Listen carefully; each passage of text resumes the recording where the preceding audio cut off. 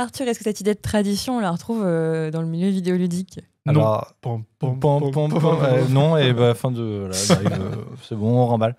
Non, bah oui, totalement. Moi, j'ai beaucoup aimé ce que tu disais par rapport à cette idée. Non, Tellement fan. c'est voilà, avec cette idée de transmission, d'écoulement, ça, je trouve ça, je suis vraiment très d'accord avec ça.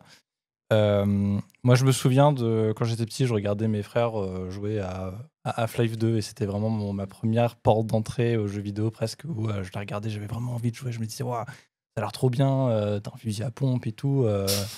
Et en même temps, c'était. Non, je rigole, mais c'était le principe. Parce qu'à Half-Life 2, ce qui était trop bien, c'était le début donc, du moteur.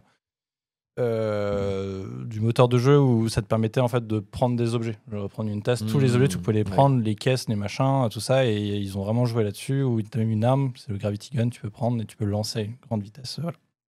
Et donc, moi, Half-Life 2, c'est une porte d'entrée, en tout cas sur les first-person shooters que j'ai eu.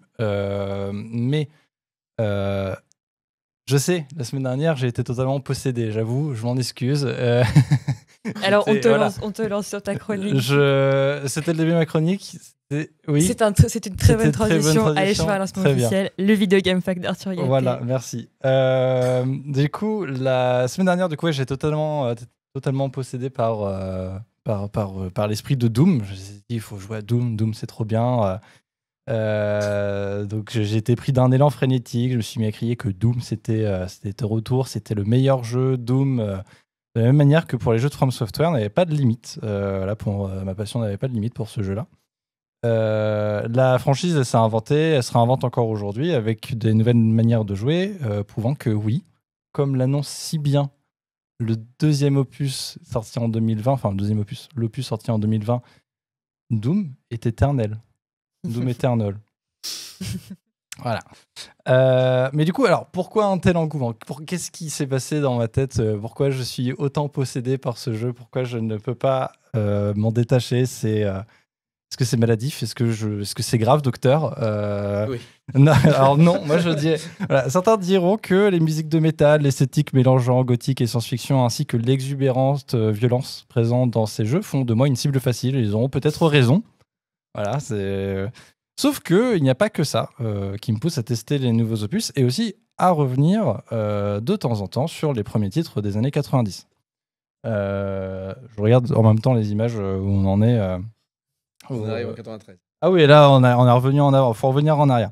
Parce que voilà, Doom, c'est pas uniquement cathartique. C'est aussi une tradition vidéoludique, d'où découle la majorité des titres et énormes succès d'aujourd'hui. Donc on peut remonter jusqu'en 92 avec l'iconique Wolfenstein 3D qui a été développé par id Software et publié par Apogee Software. Donc id Software, c'était le studio, ils travaillaient encore chez Apogee Software.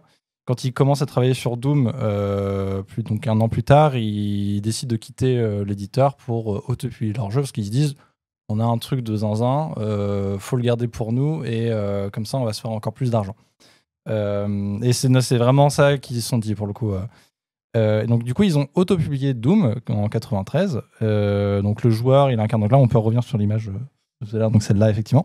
Le joueur joue un Space Marine qui doit arrêter l'invasion des démons sur Mars et retourner sur Terre sur fond de solo de guitare électrique accompagné par de la batterie. Donc c'est vraiment du métal et des gros guns et encore du métal. C'est vraiment que ça. C'est très cathartique encore une fois.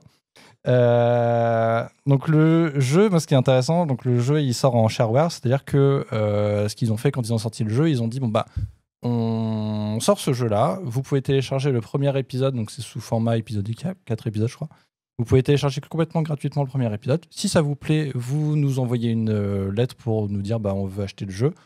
Vous nous envoyez un chèque, on vous envoie le jeu. Donc après les gens ils avaient la suite. Donc ça c'était un bon moyen pour eux en fait vraiment de démocratiser leur licence, de se dire bah en fait les gens ils avaient déjà un jeu qui était vraiment très très bien, que les gens ils ont testé gratuitement et ils se sont dit bah je veux la suite donc on va continuer.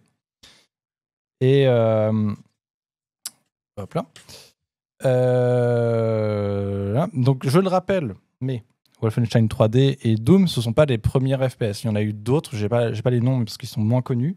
Mais ce qui est important, c'est là en fait, que je trouve qui est important, et c'est pour ça que les first-person shooters, vraiment, on peut les remettre à Doom en fin de compte, c'est que c'est les premiers jeux de ce genre-là qui s'installent vraiment, qui ont déjà une reconnaissance et qui sont très popularisés à cette époque-là. Et d'ailleurs, les autres jeux FPS de l'époque, en tout cas qu'on pourrait dire aujourd'hui qui sont des FPS, on n'appelait pas ça des FPS, on appelait ça des Doom-like. Donc il y a vraiment ce rapprochement en fait, de dire bah non, les autres jeux c'est des Doom en fait. Et voilà. Et moi, ce qui m'intéresse là-dedans, c'est pas tant le style de jeu, ni l'esthétique, ni les guitares électriques, vous l'avez entendu, mais c'est surtout en fait le moteur du jeu. Et c'est là où c'est important, je trouve, où là on retrouve cette espèce de tradition du jeu vidéo, en tout cas du first-person shooter, parce que Wolfenstein 3D a été développé donc avec le moteur donc de id Software, qui maintenant on peut l'appeler le id Tech 0. Il y a eu Doom qui à l'époque, donc en 93, on appelait ça le Doom Engine, mais maintenant c'est plus le id Tech 1, donc vraiment une mise à jour du 0. Et après, plus tard, Nicolas en a parlé la semaine dernière, donc il parlait de Quake notamment, qui est aussi un jeu fait par id Software, qui utilise le moteur donc le Quake Engine, qui est le id Tech 2. Voilà, il faut suivre. Et donc, les jeux de Doom, donc les jeux de id Software, ils ont été faits par toute une équipe, mais principalement par 2 personnes, par John Carmack et John Romero. Donc, John Romero à gauche et John Carmack à droite. Donc, c'est quand ils étaient tout jeunes. Alors, John Romero a toujours les cheveux longs. C'est vraiment métalleux, basique que tu peux croiser en festival. C'est assez rigolo. Et donc, à droite, là, c'est la photo de toute l'équipe de l'époque. Et John Carmack, donc autant John Romero, lui, il repense, enfin, c'est un spécialiste de tout ce qui est esthétique, gothique, horreur, métal, machin. John Carmack, lui, c'est vraiment un peu, pas le cerveau, mais en tout cas, c'est vraiment le designer du moteur de jeu. Donc, c'est lui qui a créé de toute pièce le id Tech. Et 3 ans plus tard, à chaque fois, donc en 96, il sort gratuitement le code source du Doom Engine.